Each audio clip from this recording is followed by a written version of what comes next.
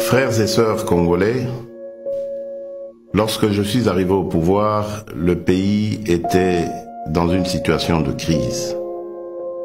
À la suite d'une longue période d'instabilité politique et d'incertitude, l'élection présidentielle qui a consacré notre victoire, votre victoire, continue de susciter beaucoup d'espoir partout dans notre pays et même au-delà de nos frontières.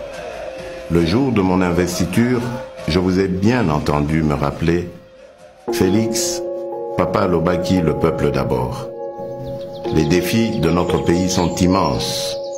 Les problèmes sont multiples, mais il n'est pas impossible d'y remédier et de commencer ainsi à changer les choses, à changer notre mode de vie en société.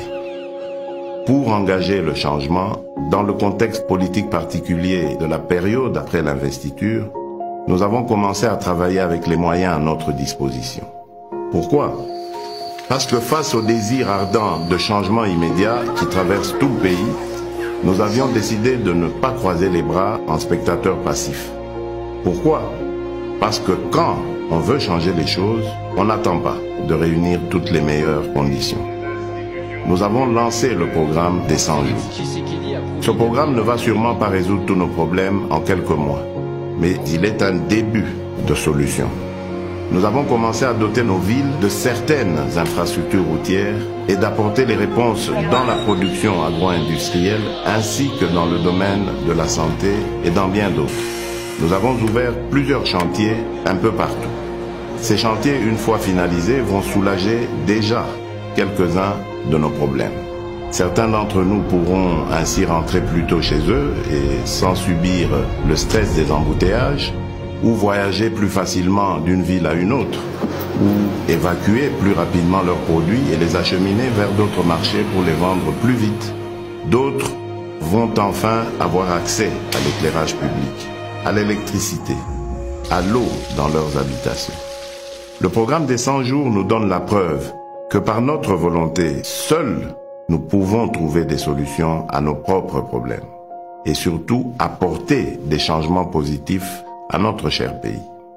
Le grand changement que nous attendons, le changement que vous souhaitez, ne sera possible que si chacun de nous tous, Congolaises et Congolais, adopte la même attitude responsable face aux problèmes et défis qui sont les siens, qui sont les nôtres. Le vrai changement commence par chacun et chacune d'entre nous. Nous devons changer et incarner le changement partout où nous sommes pour que le pays évolue. Aussi petit soit l'impact de l'action que vous pouvez prendre là où vous êtes, elle reste importante pour atteindre l'objectif, le changement. À ceux qui sont responsables de la gestion des affaires publiques, le premier signe visible du changement sera celui de votre comportement, de votre compétence dans la gestion de la mission qui vous est confiée par le peuple congolais. Nous sommes au service exclusif des Congolaises et des Congolais. Sachons désormais travailler pour le changement de notre pays. Mes chers compatriotes, chers frères et sœurs, je rêve d'un Congo meilleur. Nous avons le devoir de construire un Congo meilleur où tous les enfants, filles et garçons, ont droit à l'éducation, à la santé. Un Congo où aucun enfant ne dort dans la rue ni ne meurt de faim. Un Congo où toute personne orpheline, veuve, vulnérable ou vivant avec handicap est accompagné par les institutions de l'État.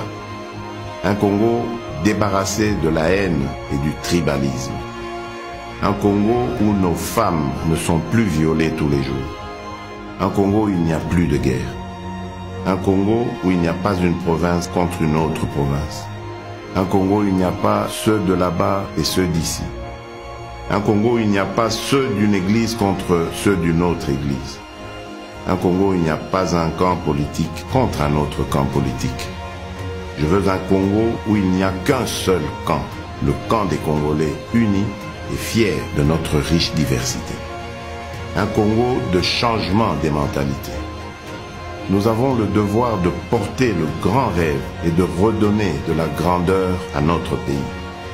De bâtir un Congo debout et digne, un Congo des travailleurs responsables, vigilants et gardiens de nos lois. C'est le Congo que je veux pour nous tous. C'est ce Congo-là, notre Congo, pour lequel vous m'avez donné le mandat. Ce Congo est possible si nous acceptons de changer dès à présent. Oui, ce Congo est possible. Que Dieu bénisse la République démocratique du Congo.